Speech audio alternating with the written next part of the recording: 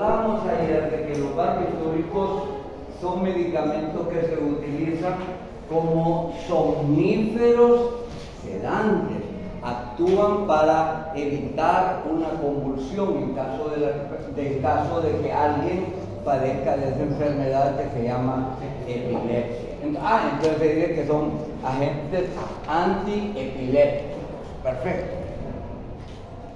Vamos a hablar de que los barbitúricos son derivados del ácido barbitúrico. Así que hay que aclarar primero quién es el ácido barbitúrico. ¿Por qué se llama ácido? ¿Será que es un ácido inorgánico o será que es un ácido orgánico? No, nada que ver. No son ni ácidos orgánicos ni tampoco son ácidos inorgánicos. Los barbitúricos tienen una estructura cíclica, así ven. Esto es un barbitúrico. Tiene un grupo carbonilo, dos grupos carbonilos, tres grupos carbonilos y en esta posición un NH y en esta otra un NH. Esto es la estructura general de un barbitúrico. Es más, se llama a este compuesto así, se llama ácido barbitúrico. No es que esto es un derivado, no, esto se llama ácido barbitúrico. ¿Y por qué es un ácido? Pues porque tiene capacidad para liberar protones. ¿Qué protones puede liberar? Ahora vamos a ver. Este que está aquí y este que está acá. Estos hidrógenos, el nitrógeno los puede liberar como protones. ¿Por qué? Porque tengo el caso de un grupo carbonilo y otro grupo carbonilo. Tengo el caso de una carga positiva aquí y una carga positiva acá. ¿Qué hacen estas cargas positivas? Robarle electrones al nitrógeno. Esta carga positiva roba electrones al nitrógeno y esta carga positiva roba electrones al nitrógeno. El nitrógeno, cuando siente que sus vecinos le están robando electrones, él, digámoslo de esa manera, se los roba a su hidrógeno. Entonces este hidrógeno sale con facilidad, disparado en forma de protón. La misma situación se da acá, así como expliqué que aquel hidrógeno es ácido, lo mismo puedo decir para este, porque este hidrógeno está unido a un nitrógeno cuyos vecinos son dos grupos carbonilos. Así que tanto aquel hidrógeno como este pueden salir disparados en forma de protones, siempre y cuando haya un medio básico que los capture. Entonces, de ahí la acidez de ese compuesto, que con el nombre entendemos, ácido barbitúrico. Ok, barbitúricos los hay por centenares, muchos compuestos que llamamos barbitúricos. La diferencia de un barbitúrico y otro es, miren, como aquí me quedó un carbono, este carbono me quedó libre en el ácido barbitúrico. Aquí son hidrógeno, es un CH2 en la estructura del ácido barbitúrico. Pero ya en un barbitúrico que actúe como agente somnífero, sedante, antiepiléptico, anticonvulsivo, como le quieran llamar, estos grupos, estos hidrógenos están sustituidos por grupos R. Aquí puede ser un grupo CH2, CH3, y aquí puede ser, por ejemplo, un grupo fenilo, y a ese es un barbitúrico. A propósito, es el barbitúrico más conocido. Esa es la estructura del fenobarbital. No sé si han oído hablar del fenobarbital. Ayer les comentaba, el fenobarbital es el barbitúrico que más se prescribe a una persona que padece de epilepsia. Claro, vuelvo a repetir, los barbitúricos fueron los primeros agentes antiepilépticos prescritos para alguien que padece de convulsiones. ¿Qué vale un barbitúrico? 20, 30 centavos, por exagerar, ¿verdad? No, yo no creo que valga nada ahora 20 centavos, si una tortilla vale 2 lempiras. Entonces tal vez un barbitúrico le costará, no sé, alguien de aquí ha comprado, tal vez le costará 3 lempiras. O sea, es bastante cómodo comprar un barbitúrico. Y quien prescribe los barbitúricos son médicos que consideran a su paciente, porque si alguien de escasos recursos, una persona muy pobre, padece de epilepsia, no va a ir al hospital Viera, seguro va a ir al Seguro Social o al hospital Escuela, o en el mejor de los casos a una Clipper o a una clínica así de colonia, de esas colonias desperdigadas, que la San Miguel, que los PIB, cosas así, la Kennedy, por ejemplo, Lato. Nadie lo vaya a molestar por eso, ¿verdad? Pero ¿a dónde va una persona de escasos recursos? ¿Usted cree que vaya al Medical Center? A menos que se eche sus 5,000 pesitos al bolsillo para ir a pagar una consulta. Y después un medicamento. Entonces, ya una persona con recursos económicos, pues no va a ir a una clínica que está allá desperdigada, no, va a ir al Medical Center. Y ahí no le va el doctor de un Medical Center, del medicante, no le va a indicar un barbitúrico, le va a indicar Tilantin, que es de la casa Park Davis, que es una casa inglesa, o alguien me dijo aquí que padecía de epilepsia, no era aquí, en este grupo, pues era en el otro, y me dijo, bueno, yo lo que tomo es, y me dijo el nombre, no lo recuerdo, pero lo conozco también, es de una casa también inglesa, de Sanofi, que es muy cara. Entonces, quien puede pagar, va a una clínica privada, y ahí no recetan fácil. Pero de todo modo es bueno saber, conocer de la existencia de estos compuestos, porque no solo ustedes van a conocer medicamentos muy caros, también hay que conocer todo, porque paciente, solo porque sea pobre, no lo van a dejar de atender. Ok, esto es el ácido barbitúrico, ya con grupos sustituyentes en este carbono, como un etilo o un fenilo, es el fenobarbital. Vamos a ver dos síntesis. En la primera media hora voy a explicar la síntesis del ciclopal, la leyeron, y en la segunda media hora voy a explicar la síntesis del metoexcital. Ambas síntesis son bien sencillas. ¿O alguien tuvo algún problema de entendimiento cuando la leyeron? Yo la leí y dije, qué fácil es esto. Pero bueno, cada quien tiene diferentes visiones de la síntesis. Oigan esto, no quiere decir que el método, el mecanismo que voy a utilizar hoy es el único. No, hay otros mecanismos. Este mecanismo se llama el mecanismo de la síntesis malónica. Es el más conocido para sintetizar un barbitúrico, pero no es el único. No es el único. Yo he visto otra síntesis, otro mecanismo muy diferente al mecanismo que yo voy a explicar aquí en clase. No sé si ustedes conocen el ácido malónico. El ácido malónico es este, ¿ven? CH2, COOH, COOH. Esto se llama ácido malónico. ¿Quién me presta un marcador? Pero bueno, no es esto. No sé. Ya está dando clases con marcadores que no siempre negro. Gracias. Esto se llama ácido malónico.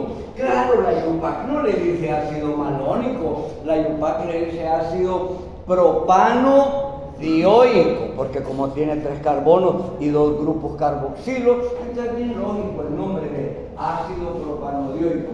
El ácido propanodioico es un ácido orgánico. ¿Por qué es un ácido? Porque tiene la capacidad de liberar estos 2 protones de los grupos carboxilos. Esos 2 protones no nos convienen. Digámoslo de otra manera, nos estorban en la síntesis de un barbitúrico. Así que como no me convienen, como me estorban, como no los quiero, los voy a eliminar. ¿Cómo los voy a eliminar? Mediante una reacción de esterificación. Puedo utilizar como agente esterificante metanol o etanol, que son los alcoholes más utilizados para una esterificación. Voy a hacer la reacción con, ¿qué alcohol utilizan ahí? Voy a hacerla así como está ahí. Etanol. Voy a usar etanol, ETOH, en medio ácido. Y de esta reacción se va a obtener un éster. Este éster se llama malonato de dietilo. Entonces el malonato de dietilo es este, miren, CO etilo, CH2, CO etilo, y ya me deshice de los hidrógenos ácidos. Cualquiera podría pensar, ya el malonato de dietilo no tiene ningún carácter ácido. No es cierto. Sigue teniendo carácter ácido, a pesar de que los grupos carboxilos ya no liberan protones. Es que este par de hidrógenos que están aquí todavía tienen carácter ácido. Poco, escaso, menos que el que tenían los grupos carboxilos, pero tienen carácter ácido. ¿Por qué?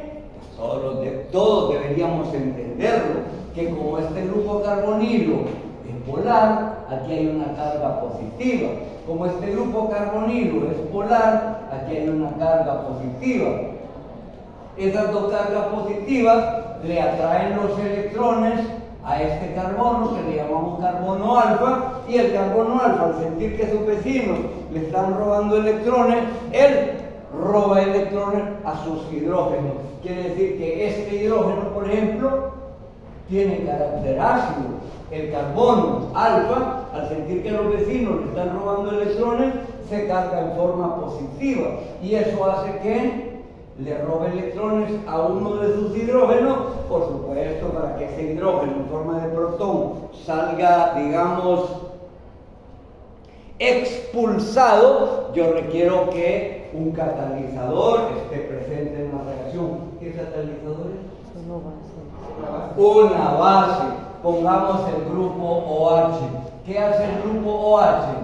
Se roba ese protón, libera una molécula de agua, y al esa molécula de agua la voy a dejar ahí porque de repente me sirva. Y al desprenderse la molécula de agua, ¿qué carga le va a quedar al carbono alfa? Una carga negativa. Quiere decir que se convirtió en un carbanión. A ese carbanión yo ahora le voy a agregar un haluro de alquilo. Porque cuando yo digo que voy a agregar un haluro de alquilo, como en este caso CH2, CH doble enlace, CH2, este haluro de alquilo ustedes lo conocen, ¿verdad? Se llama cloruro de alilo. Es un haluro de alquilo. En los haluros de alquilo, el haluro, en este caso el cloruro, se va a liberar muy fácilmente. Recuerden que en ese caso el cloro está unido a un carbono tetraédrico, a un carbono con hibridación sp3, y la salida de un halógeno cuando está unido a un carbono tetraédrico es sumamente fácil.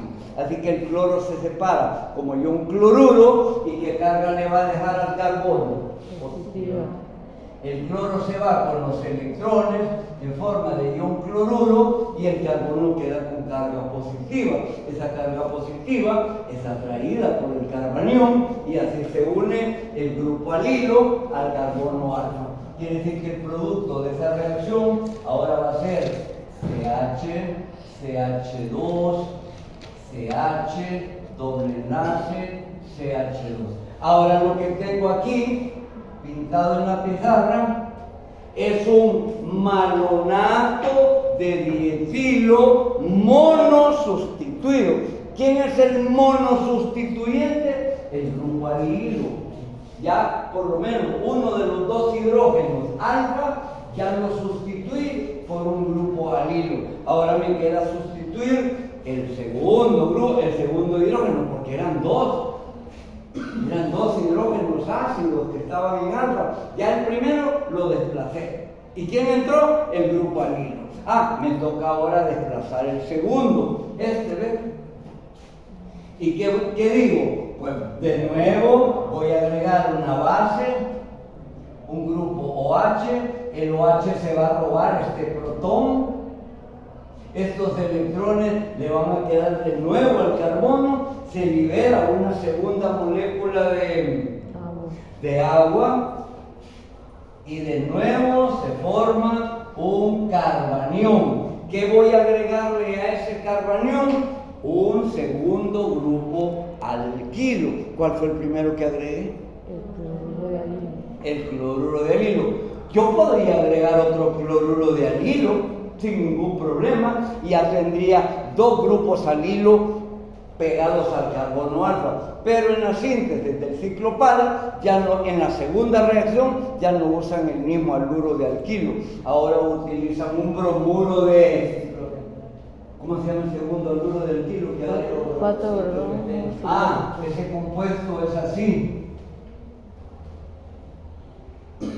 Se llama 1, 2, 3, 4, 5, hace un anillo de ciclopenteno. Entonces, con un bromo en el carbono 4, se llama 4 bromo ciclopenteno. Ahí se llama, ¿verdad? Sí. Entonces, ¿qué va a ocurrir? Lo mismo que ocurrió en el primer caso, que dije yo, como el halógeno, en este caso un bromo, está unido a un carbono tetraédrico, el halógeno fácilmente, en este caso, se va a ir en forma de ion bromuro. Se separa un ion bromuro y el carbono, ¿con qué carga va a quedar? Positiva. Entonces esta carga positiva se une a esta negativa y ahora ya tengo un malonato de dietilo disustituido. Ahora ya tengo dos sustituyentes en el carbono alfa, un grupo alilo y un grupo ciclopentenilo. Eso es lo que tengo en el carbono alfa. Aquí más o menos ya llegué a la mitad del mecanismo. ¿Cómo se llama este mecanismo? Se llama síntesis malónica, porque yo partí de ácido malónico. ¿Qué le hice al ácido malónico? Pues lo convertí de ácido malónico en malonato de dietilo. ¿Para qué lo esterifiqué? Para quitar los dos hidrógenos ácidos de sus grupos carboxilos, porque esos grupos, esos protones, esos hidrógenos ácidos me estorbaban. Ya van a ver por qué. Enseguida sustituí los hidrógenos en alfa. ¿Y para qué fue entonces que yo eliminé en el primer paso los hidrógenos ácidos de los grupos carboxilos? Para poner en evidencia la acidez de los hidrógenos alfa. Porque si yo hubiera dejado a estos hidrógenos de acá, estos nunca habrían actuado como ácidos, porque ellos enmascaran la acidez de ellos, porque ellos son más ácidos que ellos. Entonces primero me deshice de estos y ya cuando esos hidrógenos ya no estaban, la acidez del producto se debía a estos dos. Entonces agregué una base, eliminé un protón, dejé una carga negativa, hice reaccionar con un haluro de alquilo e hice entrar el primer sustituyente. Luego volví a agregar la base, hidróxido de sodio, eliminé el segundo hidrógeno alfa, un segundo hidrógeno ácido, volví a formar un carbanión, agregué un segundo haluro de alquilo y ahora llegué al producto que tengo ahí en la pizarra. Un malonato de dietilo disustituido. Ahí, les repito, más o menos llegué a la mitad del proceso. Lo que voy a hacer ahora es un cierre de anillo. ¿Cómo voy a cerrar el anillo? Haciendo reaccionar ese compuesto que tengo ahí en la pizarra con urea. Entonces, la urea, todas la conocen, es esta. Ahí, ayer la había dibujado. NH2, NH2. Esto es urea. ¿Qué tengo aquí? Un par de electrones libres. ¿Qué tengo aquí? Un par de electrones libres. La urea va a actuar como agente nucleofílico en una reacción de esto puedo explicar aquí, va a ser una sustitución nucleofílica. Este es mi agente nucleofílico. Ok, observen, como aquí tengo dos grupos carbonilos, este y este, como aquí tengo dos grupos ésteres, esto es un éster y esto es un éster.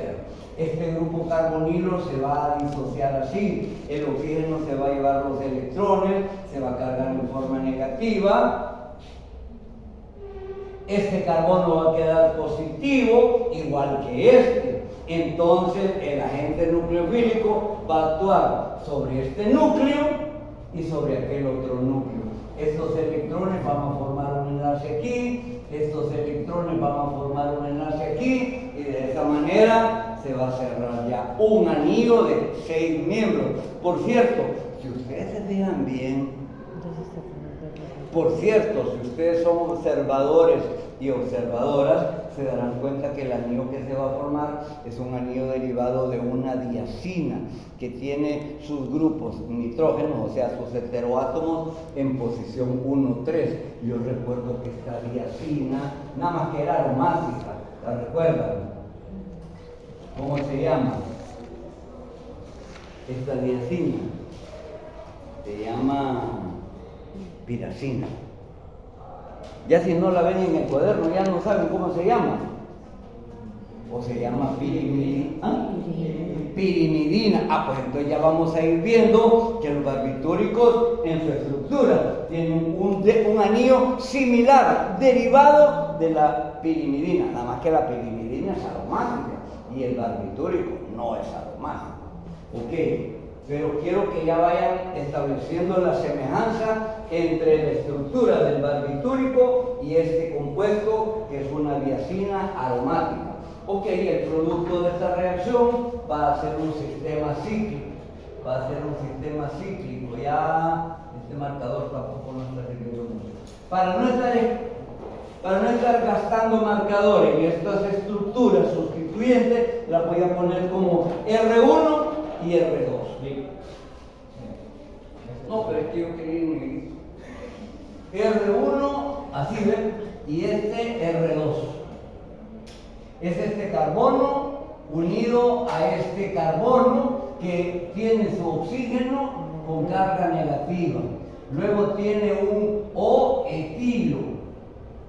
Y luego se pegó a los electrones de este NH2. Pues dentro del NH2 lo voy a escribir positivo. Luego este carbono con un carbonilo, aquí un NH2 positivo que va a ser este. Luego este se unió a este carbono tiene un oxígeno negativo, tiene un grupo O etilo y este carbono está unido acá. Ok. Ya el sistema se cerró. Esto es lo que antes era la urea. Miren, esto era lo que quedó de la urea. Y esto es lo que quedó del malonato de dietilo disustituido. Ahora lo que voy a hacer es decir, este grupo etóxido se separa, pero como el etóxido es la base conjugada del alcohol etílico, es una base fuerte. Esa base roba un protón a este nitrógeno y se convierte en etanol.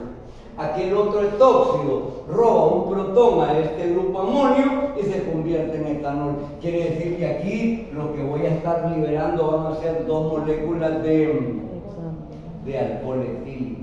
Entonces voy a decir menos 2 moles de etanol. Y al separar esos 2 moles de etanol, el producto ya me queda así, ¿ven? NH, CO, NH, y aquí CO, y aquí C, aquí un CO, y aquí los 2 grupos, R1 y R2. Yo sé que R1 es un grupo alilo, CH2, CH, doble enlace, CH2, y aquí aquel grupo ciclopentenilo. Así. Y esa es la estructura de un barbitúrico. Ese barbitúrico se llama ciclopal. Pero ¿qué pasa? En la estructura del ciclopal, yo estoy viendo estos dos hidrógenos, y esos dos hidrógenos tienen carácter ácido, porque están en medio de dos grupos carbonilo, y cada carbonilo tiene carga positiva y carga positiva. Estas cargas positivas roban los electrones del nitrógeno y le mandan la carga positiva al nitrógeno. El nitrógeno le roba los electrones a su hidrógeno, y este hidrógeno yo digo que tiene carácter ácido. Así que si yo ingiero ciclopal directamente, seguramente con el tiempo esa acidez del ciclopal me va a provocar una gastritis que puede convertirse en una úlcera. Y una úlcera está a la vuelta de la esquina de un cáncer estomacal. Entonces, cuando se prescribe un barbitúrico, normalmente se hace en forma de sal, un ciclopal sódico o un ciclopal potásico, preferiblemente potásico. Normalmente los medicamentos se prescriben no en forma de sales sódicas, sino que en forma de sales potásicas. Entonces lo que hacen es sustituir estos dos hidrógenos por átomos de sodio, en donde el nitrógeno queda con carga negativa y el sodio con carga positiva. Así que muchas veces ustedes van a oír hablar de barbitúrico, pero normalmente potásico. Van a oír hablar de fenobarbital sódico o fenobarbital potásico. Y usted dice, ¿y por qué es necesario que vaya bien sódico o potásico? Para evitar, para que no estén estos dos hidrógenos, porque esos dos hidrógenos pueden lacerar un poquito, porque son hidrógenos ácidos que se liberan en forma de protones, y eso pueden afectar la mucosa gástrica, provocándole irritación, que al final de cuentas se va a convertir en una gastritis. Entonces, y peor aún, cuando el barbitúrico se prescribe intravenoso, entonces es peor todavía, porque puede alterar el pH de la sangre. Entonces, normalmente los barbitúricos se ingieren vía oral, pero algunas veces se inyecta intravenoso. No es intramuscular, intravenoso, y eso es más delicado, porque no se puede introducir a la sangre un compuesto que tenga carácter ácido, con un pH un poquito bajo. Entonces mejor, preferiblemente, que vaya en forma de una sal. Este, que es un derivado del ácido barbitúrico, que no vaya con características ácidas. Entonces, estos dos hidrógenos, este y este, normalmente se sustituyen por átomos de sodio. Y eliminemos este hidrógeno y sustituyámoslo por un sodio positivo. Sustituyamos este hidrógeno por un sodio, y ahora ya no se llama sencillamente ciclopal, sino que ciclopal sódico. Ok, así es como se ingieren vía oral los barbitúricos cuando alguien padece de, ¿cómo se llama la enfermedad? Epilepsia. Cuando alguien padece de epilepsia, tiene que estar tomando a diario una tableta de un barbitúrico. O, en su defecto, un medicamento que también tenga actividad antiepiléptica. En el transcurso de estas clases, de lo que falta, vamos a ver 4 agentes antiepilépticos. Estos son los primeros. Después vamos a ver una segunda familia, una tercera y hasta una cuarta familia. Vamos a estudiar 4 familias que tienen ese carácter antiepiléptico. Y se van a dar cuenta de un detalle, que en las 4 familias que vamos a estudiar, este grupo, aquí lo voy a dibujar, NH,